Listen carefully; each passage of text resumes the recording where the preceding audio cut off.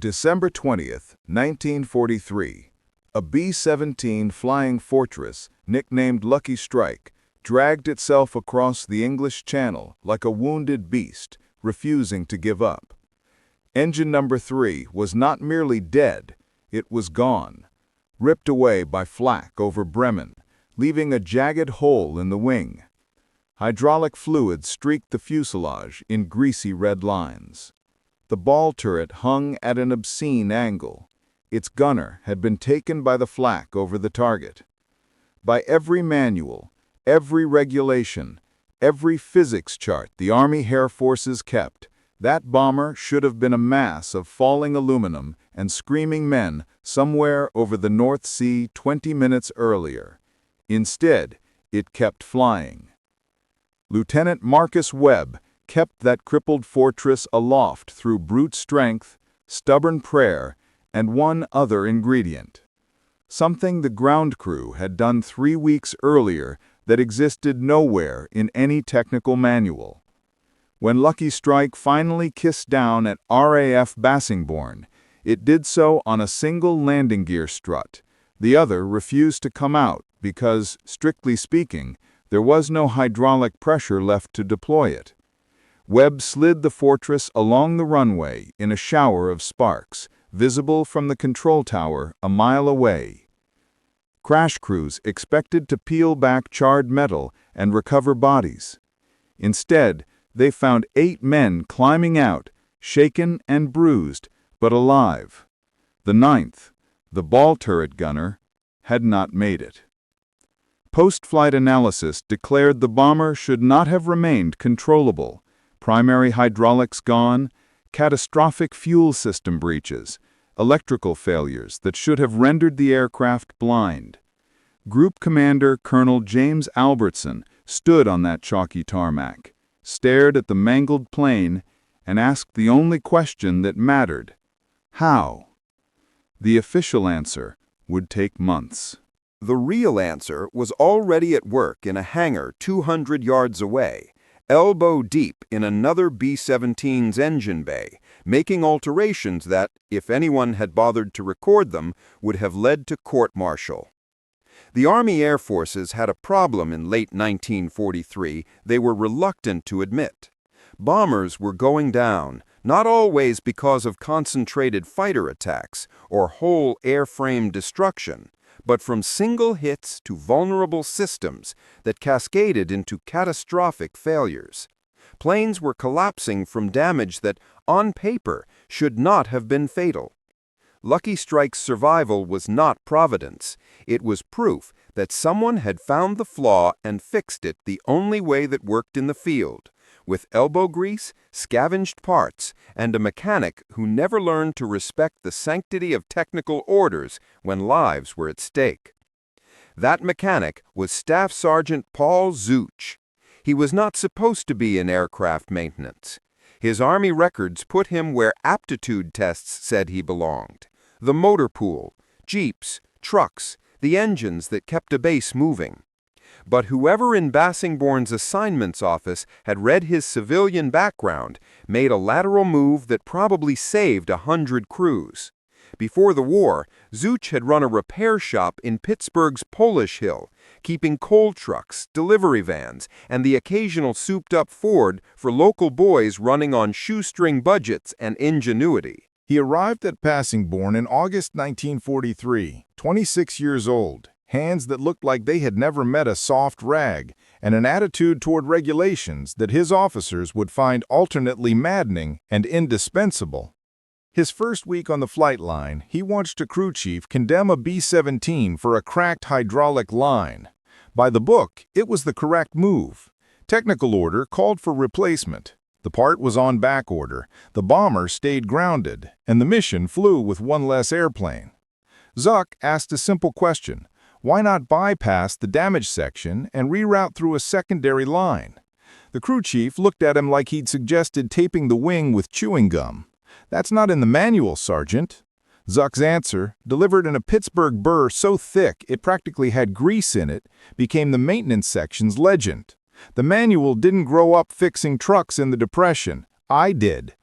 What separated Zuk from the technicians schooled in Army technical orders was not theoretical knowledge, but a different set of priorities. Those mechanics could follow a schematic to the letter and keep a B-17 within Boeing's blueprints. Zuk could look at a system that had failed and ask the question Boeing never seemed to. What happens when this breaks over Germany and there's no parts depot at 20,000 feet? His skill lay not in knowing how things should be, but how they could keep working when everything else had failed. By October, other mechanics began to notice a pattern. Aircraft Zuk had worked on tended to return from missions they had no business surviving. A bomber he had rerouted hydraulics on took flak through the hydraulic bay and should have lost gear control. The pilot walked the plane back on its wheels. A different B-17 lost main electrical power after a fighter attack, but still kept enough instruments online to navigate home. Coincidence, the crew chiefs muttered. Zuk did not believe in coincidence. He believed in redundancy, in backups, in routing critical lines along different paths, precisely the sort of thinking the factory designs optimized for manufacturing speed and efficiency had not prioritized. While other mechanics replaced parts, Zuk rewired, rerouted, and redesigned in the gaps between official duty hours, using scavenged tubing, cannibalized fittings, and jury-rigged valves that would make a procurement officer weep. The others nicknamed him the Plumber because he was always rerouting something: hydraulics, fuel feeds, electrical bundles. He logged none of it. It would have violated at least a dozen regulations. When asked why he put himself at risk of a court-martial, Zuk's reply was blunt. "They fly to missions. Least I can do is make sure the plane don't kill him on the way home." The B-17 had earned its name, a fortress that could take punishment other aircraft couldn't. Early war reports reinforced that image. Fortresses limped back with holes punched through wings and tail, but remained controllable. By late 1943, however, a troubling trend had surfaced in loss reports. Aircraft were succumbing to single-point failures. A well-placed round in the wrong 6 inches could drop a bomber that otherwise was fit to fly. The 8th Air Force was losing bombers at a grim clip. The math meant a crew's chances of surviving a full 25-mission tour were shrinking toward a coin flip. Investigation of crashes revealed recurring culprits: hydraulic and fuel systems designed with tidy efficiency and, crucially, single points of failure. Boeing's neat bundles of hydraulic lines ran through concentrated fuselage areas. One flak burst through that neat bundle, and you simultaneously lost gear, flaps, and turret operation. A plane with intact structure and functioning engines could be downed because its hydraulics bled out. Engines would cough and die in sequence as air pockets migrated, turning a manageable hit into an unrecoverable cascade. Zuk noticed the wreckage patterns others missed: pre-impact fuel starvation, engines choking, vapor lock signs, all symptoms of a system that once punctured could strangle the aircraft. What he did next was simple in concept and dangerous in execution. He built redundancy into systems Boeing had left concentrated and vulnerable. His field modifications were not exotic technology, but clever reconfiguration of existing parts. For hydraulics, he scavenged tubing and routed secondary lines on different structural paths, installing manual isolation valves the pilot could reach. If the primary ran dry, the crewman could switch the valve and bring gear or flaps back online. It was clumsy, heavy, and flagrantly non-compliant with Technical Order ZO-120 EG2, Section 4, Paragraph 12, Subsection C, and it meant the difference between a wheels-down landing and a belly slide. For fuel, he installed in-flight accessible crossover valves using ground refueling petcocks repositioned and bracketed into the aircraft, so crews could isolate a punctured tank and feed engines from intact stores. For electricals, he ran separate emergency feeds from auxiliary generators directly to critical buses and hid them in existing bundles, marking breakers with yellow insulation so pilots could identify emergency circuits. None of it was new hardware. It was new logic, rearranging factory puzzle pieces into a layout built for survivability rather than assembly line neatness. He never sought credit. He worked nights when the paperwork eyes were fewer and the chances of being found out lower.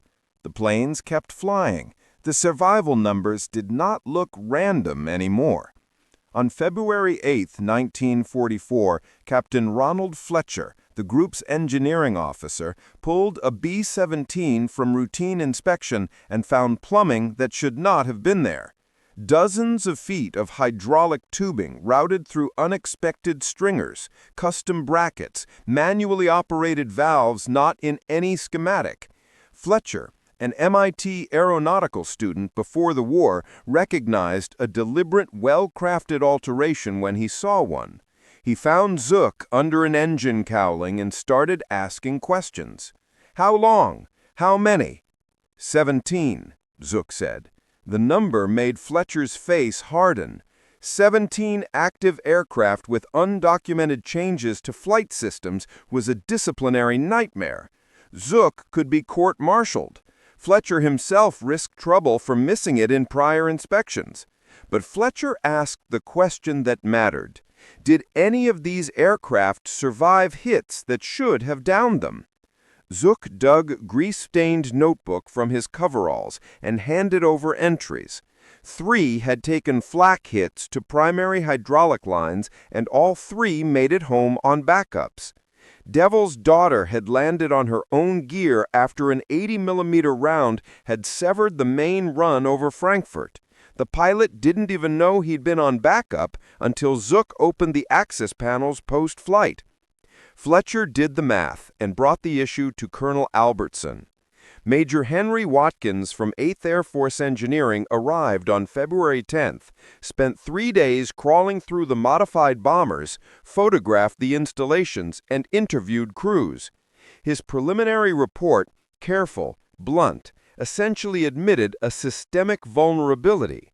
While Staff Sergeant Zuk's modifications are unauthorized and violate standing technical orders, preliminary analysis suggests these changes address systemic vulnerability in hydraulic and fuel system design that may contribute to combat losses. Recommend against punitive action pending engineering evaluation and controlled testing. That paragraph spared Zuk a court-martial, but opened a door the Pentagon would have preferred kept shut. It raised an uncomfortable question. How many crews had died because factory priorities had favored production efficiency over battlefield redundancy? Albertson made a command decision that bent regulations itself. Zuk would face no charges, but further unauthorized modifications were halted pending evaluation. And in the meantime, those 17 aircraft continued to fly because the numbers left commanders little choice. Major Watkins returned to Bassingbourn on March 3, 1944, with 2 Boeing engineers and a team from the Army Air Force's technical staff, with a simple mandate: prove this is unsafe or prove it saves lives. And do it fast, because the 8th was still losing more fortresses than anyone wanted to admit. What followed was the beginning of a tighter, formal effort to reconcile factory design with battlefield reality.